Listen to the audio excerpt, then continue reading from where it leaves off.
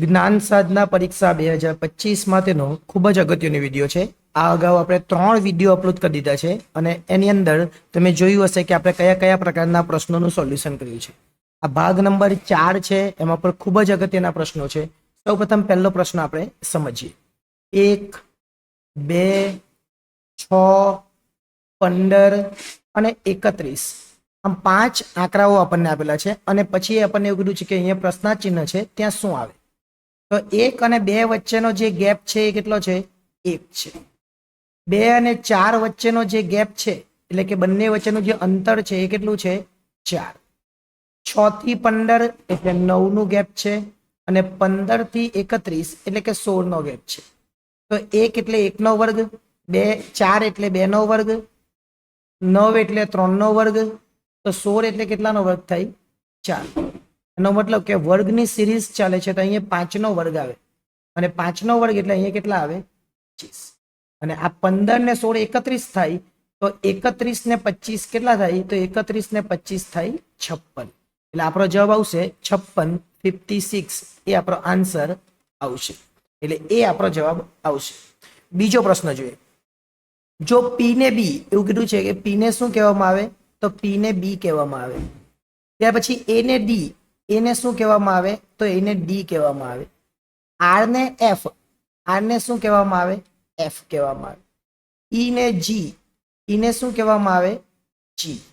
અને N ને શું કહેવામાં આવે? J.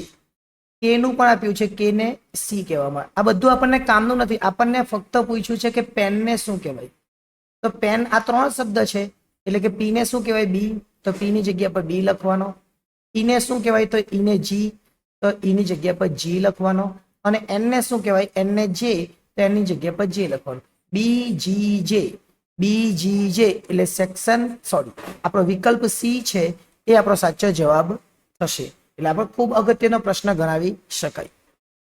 જો કોઈ સાંકેતિક ભાષામાં ABCD ને 25, 26 એમ આંકડાઓ આપેલા છે તો A, B, C, D, E, F, G, H, I, J, K, L, M, N, O, P, Q, R, S, T, U, V, W, X, Y અને Z.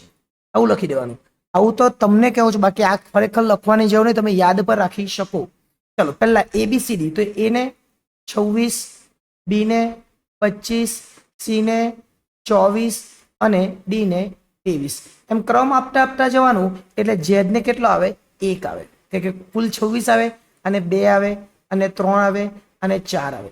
એમ આપવું હોય તો આપી દે 5, 6, 7, 8, 9, 10, 11, 12, 13, 14, 15, 16, 17, 18, 19, 20, 21 અને 22. જો ટીવી 24, 25, 26 થઈ ગયા.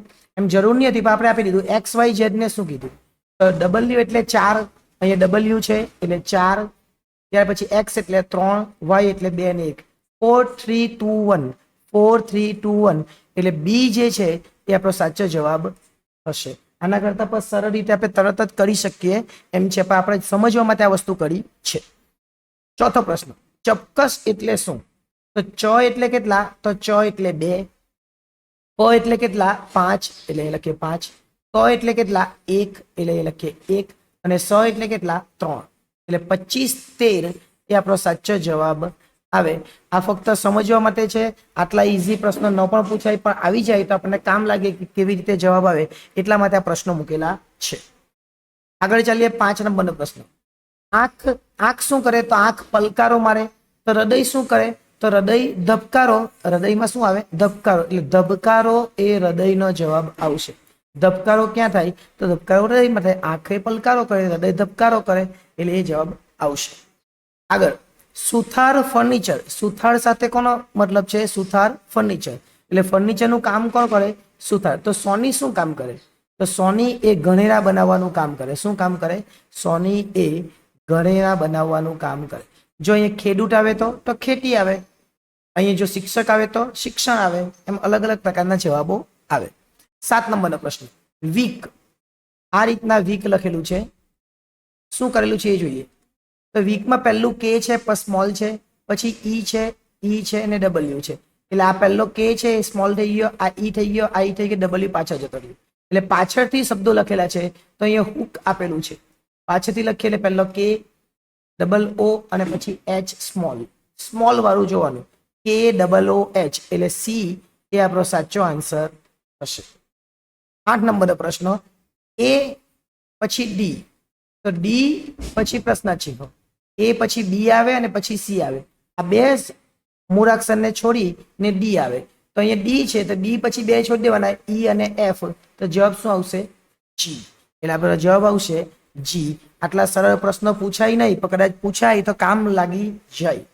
આગળ, નીચેના વિકલ્પો પરથી કયો મહાશબ્દ એટલે શું? જે બધાનો કરતા મોટો શબ્દ હોય.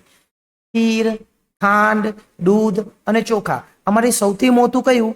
તો ખીરની અંદર આ બધી વસ્તુ હોય, ખાંડ, દૂધ અને ચોખા. જો તમારે ખીર બનાવવી હોય તો ખીરની અંદર ખાંડ, દૂધ અને ચોખા એ બધું જ આવી જાય. એટલે આપણો સાચો જવાબ થશે ખીર.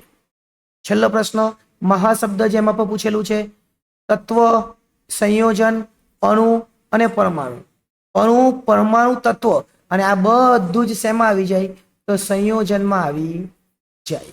એટલે આ રીતે આ પ્રશ્નો 10 પણ આપણે જોઈ લીધા. આપણા ખૂબ અગત્યના પ્રશ્નો હતા.